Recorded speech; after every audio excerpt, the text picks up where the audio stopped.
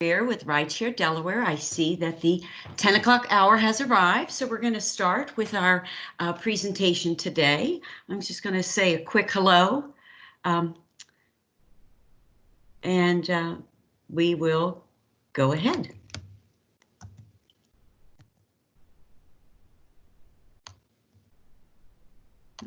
There we go. So I hope everyone's doing well and you had a great, enjoyable Easter weekend. I cannot believe another week has gone by and we have another one of our series here for you. We appreciate you guys taking a break with us this morning. And if this is your first time with us or if you're returning, we just want you to know that this is meant to be an interactive session. So if you have any questions or comments, or even during today's overview of some of the things we're going to highlight, if you have some suggestions on how you are going to celebrate Earth Day, we'd like to hear from you. So please put all that in the chat box and we'll be sure to address that at the end of the webinar. And we're excited to talk about Earth Day today and how we can all contribute to the 50th anniversary celebration. For me, Earth Day just makes me think of like springtime and getting outdoors and just a rebirth of nature. So it gives me a burst of energy to go out and do some things. And so today we're going to learn a little bit more about the current effects that teleworking is having on our environment. And then also we're going to see how we can actually take an active role in the 50th anniversary of Earth Day from our guest speaker, Sarah Morales. And she actually works with the Partnership for the Delaware Estuary. So here, how are our telework efforts contributing to a reduction in the air pollution? These pictures, actually, the top one shows the pollution levels for March 2019 versus March 2020. And this is actually the region, the I-95 corridor, actually starting in Washington, D.C., and then it goes up to Boston. And then below is actually an overview, a satellite overview of the U.S., and that is just showing the levels from March 1st to April 5th of 2019 and the same period in 2020. So you can see a difference that actually teleworking is having throughout the United States. And then that top one really does show how it's affecting in a positive way for Delaware. And I did pull off something from Governor Carney's talk the other day, and it was actually provided by DelDOT, and traffic is down on Delaware roadways an average of 70%. So that is contributing to those charts that you're seeing there. And next, I just wanted to give you an overview about our guest speaker today, and Sarah Morales. She is an outreach coordinator with the Partnership for the Delaware Estuary. And her chief responsibility is to organize and implement creative programs and projects that engage the public. I'm not going to read the rest of the bio. You can do that on your own. But I'd like to give a little background about the Partnership for the Delaware Estuary. And it was established in 1996, and it's one of 28 national estuary programs designated by Congress. It's a nonprofit dedicated to protecting and supplying clean drinking water for millions of people. They bring together people, businesses, and governments to restore and protect the Delaware River and Bay. They are the only organization that focuses on the tidal river from the head of the tide at the Trenton to the mouth of the bay at the Atlantic Ocean. And these waterways and open spaces also provide plenty of free outdoor fun, where you can hike the trails and fish the bay and watch wildlife and paddle the creek. So I am going to turn it over to Sarah. Welcome and good morning, Sarah. Thank you for the introduction, Kathleen. Good morning to everybody. As Kathleen said, my name is Sarah, and I'll be your tour guide for the morning. And in the spirit of trying to maintain some sense of normalcy, I find that it's helpful to see the speakers that are talking during a webinar. So I wanted to provide that opportunity for others. So you can find me in the bottom left photo. And as Kathleen mentioned before, we are an environmental nonprofit. We're based out of Wilmington, right off of 13. And in front of the Christina River, and I have a map that shows our primary work area within the Delaware Estuary, but it is worth noting that the basin extends all the way up to New York. And within our organization, there are about 20 of us on staff. We fulfill a variety of roles in research, outreach, and education, communications, administration, and development. So next slide. Oh, next slide, please. Okay, so before we get into the thick of how you can celebrate Earth Day, let's take a step back and brush up on some of the history. I want to start by saying that this is a very broad bird's eye timeline that summarizes the birth of Earth Day. It doesn't capture every little thing that went into it. So we begin our journey with the publication of Rachel Carson's Silent Spring in 1962. Many consider this as the catalyst that got the ball rolling. And since Rachel wrote this book, she wrote it to bring awareness to the masses on the harmful side effects of haphazardly applying pesticides. Then in 1969, the Santa Barbara oil spill happens, and a U.S. Senator from Wisconsin named Gaylord Nelson had witnessed some of the aftermath of that oil spill and was inspired by some of the political movements that were happening at the same time, unrelated to the environment, and believed that people could force the environmental protection into the national political agenda. He is credited with the creation of the first nationally celebrated Earth Day. Then we move on into April of 1970. The first Earth Day was scheduled, and an estimated 20 million U.S. residents were mobilized in a mass protest with the goal of creating some sort of environmental protection legislation. And as Kathleen mentioned earlier, this is the 50th anniversary. Then a few months later, in December, the Environmental Protection Agency, also known as the EPA, is established, followed by the passing of the Clean Air Act. And then 2 years later, in 72, the Clean Water Act passes. And this act eventually gives birth to the National Estuary Programs in 87 from Section 320. Next slide. Whew. All right, now that we've gone over some of the history, it's time to share 4 easy ways that we can all celebrate Earth Day this year.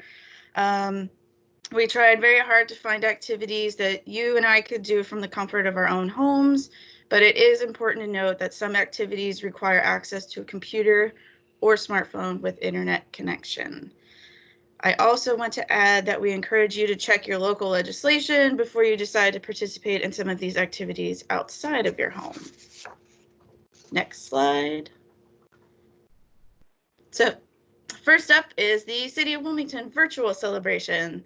This event is normally held outdoors annually in the City of Wilmington at Rodney Square. However, given the circumstances, we've had to put on our thinking caps and turn that celebration into an online hub. You can access it on our website at delawareestuary.org/Earth and Arbor, and it's also on the screen. Our festivities begin this Monday and are going to be happening for an entire month, with some opportunity to participate in those activities outside of that time period, so they kind of live in perpetuity. I strongly encourage you to follow us on social media so that you can stay up to date on some of those activities, and I've outlined them in the bullets. And yes, some free swag and goodies are definitely involved, and this event is made possible by a lot of our partners, Rideshare being one of them, and made possible by funding from the City of Wilmington, Christianacare, and WSFS. Next slide. Okay. Next up is you can take a virtual tour. There have been an increasing number of tours going live online, and one of them has been up for a little while, but they're still important, is Mount Cuba Center. They are a local botanical garden located in Hockessin, Delaware, and they are my favorite garden in the region.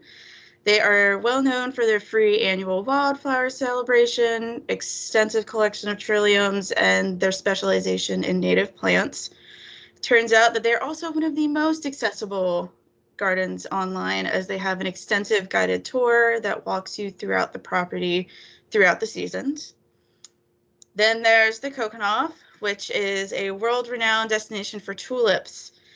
They have also gone digital, and they are located physically in the Netherlands, and their tour is more like a series of videos that you can watch.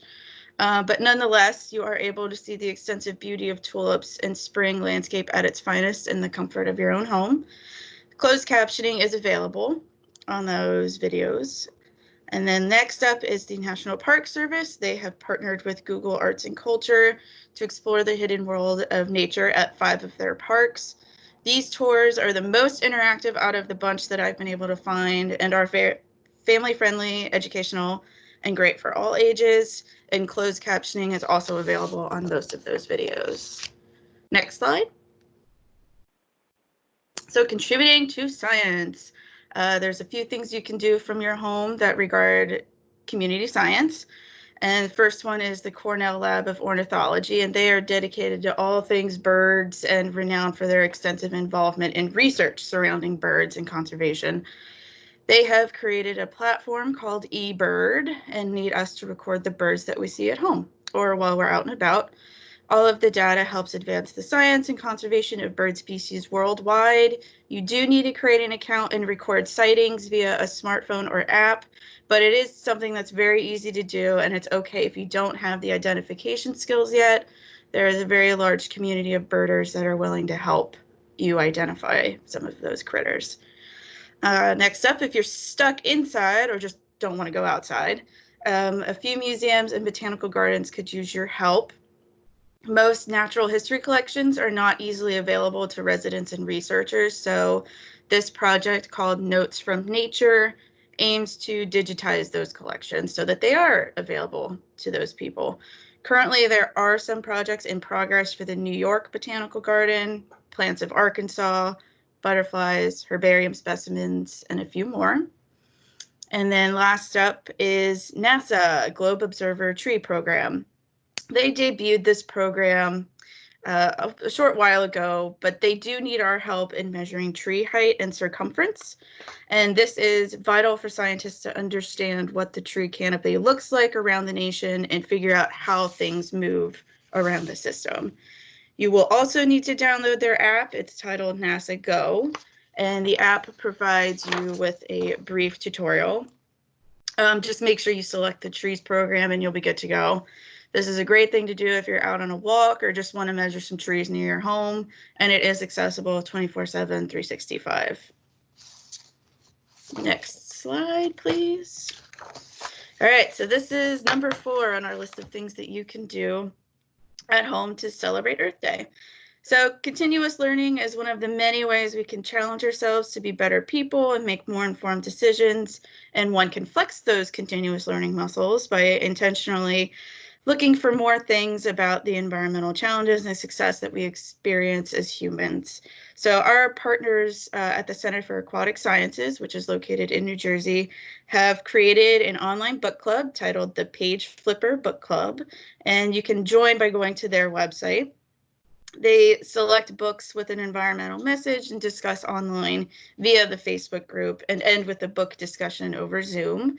A new book is selected every month, and their current one ended today, so they'll have a new book picked out hopefully by the end of today. In addition to reading, if that's not your thing, you can find some great documentaries online through Vimeo and the Wild Scenic Film Festival website. There's also loads of documentaries and such regarding the environment on streaming platforms. But if you don't have those, Vimeo and the Film Festival website are great alternatives. Both have a decent collection of free, accessible, and some trustworthy content. And on Vimeo, I would recommend the films titled The Seed Vault and Ghost Waters Tox Island Dam.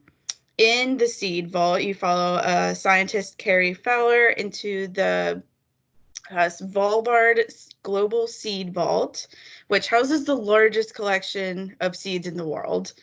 You learn why these seeds are critical for human survival in the face of changing environmental and population issues.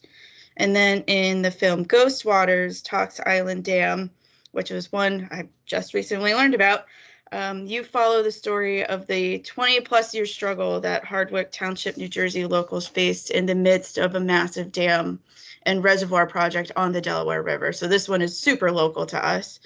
And it began in the 1950s. So to find out what it is today, you'll have to watch it. And then lastly, the Wild Scenic Film Festival website has an archive of films with various environmental topics that you can find.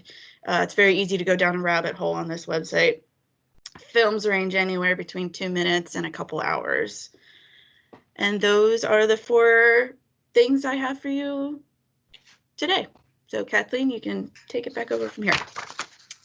Oh, I forgot to add, if you want to get in touch with me, you can contact me at my email, smorales@delawareestuary.org, and visit our website for more cool informational activities.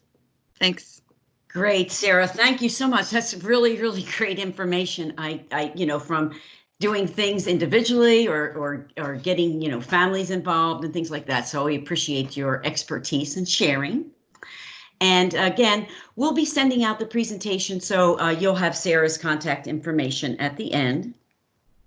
Just wanted to share some other information with you. Let me switch slides here.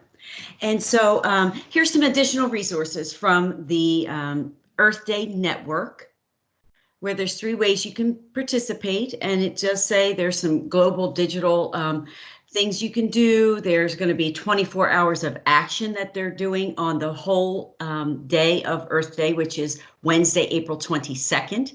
And then there's some live streaming events going on, so you can visit earthday.org to get that information. And then also, along the lines of what Sarah was saying, there's some other suggestions on movies and things like that for you to use as resources and entertainment. So there's 5 environmental films here that you can link into. And then also there is an app, there's a link to We Are 8 to unite your voice. So there's some opportunities to further some Earth Day involvement. And we want to go into make sure that everyone knows, and it's a reminder that the Rideshare program is a way that we can reward all clean commuters in Delaware. And so, one form is teleworking, so your current situation. And then anytime we can get a Delawarean out of a single occupant car, that's a way of clean commuting. So that's when we go back to maybe some of our other ways of getting to and from work. When we're going to be back in the office, we can carpool or ride transit or vanpool. And then right now we can still walk and bike. And then our current situation, teleworking. They're all ways that when you become a member of the Rideshare program, you can enjoy the benefits and that the program offers. If you're currently not a member, you can download our free app, which is Rideshare DE, or you can go to our website, which is ridesharedelaware.org, complete your profile, and then you're a member. And to earn those rewards, you can you just record the days that you're working from home. And in our program, that's actually called telecommuting. So you would select that button, and then you'll earn, points each day that you record. And you can redeem those points for Rideshare rewards for prizes, discounts, and entries into our monthly raffle. And there's a link below with how-to videos, and it walks you through how you can record your trip. And our contact information, again, will be on the final slide of this presentation, which we'll be sending out to everybody. One other thing that Rideshare Delaware is doing for the month of April, we have a Telework Bingo game, and all individuals who are registered members of the program and you record a Telework day in April, you have the opportunity to participate in the game, and we'll be sending out the rules and the game board with our follow-up email. And next, I just want to make sure, we love hearing from everybody with your emails and then your hashtagging your Delaware Teleworks selfies. But I do want to pass it over to see from a couple of our other Rideshare members, Arlene or Amy, if there are any questions or information in the chat box that we would like to share with everyone. Hi, Kathleen. This is Amy. Good morning. No questions, just great information that Sarah provided. I know I will be going on some of those links for some of the tours, and I'll be including my son as well. I think it's not just for us as employees, but I think those are great links, tours for the family too. So thank you for sharing that information. Arlene, any other information or? I don't believe that there are any questions at this time, but feel free to email us here at general@ridesharedelaware.org. All right, great. All right, I'm just going to go to our next slide here. And so I do want to thank everybody for participating. And again, like Arlene said, and our contact information's there. If you have anything that you would like to add or suggestions, just go ahead and email us or you can hashtag your selfies, don't forget. And so I wanted to let you know again, we'll be sending out the presentation, the bingo game, and the rules. And we look forward to everyone joining us on the 24th for our next series. And then be on the lookout for our series in May with the dates and topics that we're going to share with everyone. So have a safe and healthy weekend. Again, thank you to Sarah for all the great tips and information for how we can participate in the 50th anniversary of Earth Day. And we look forward to chatting with everybody next week. Thanks. Have a great weekend. Thank you, everyone.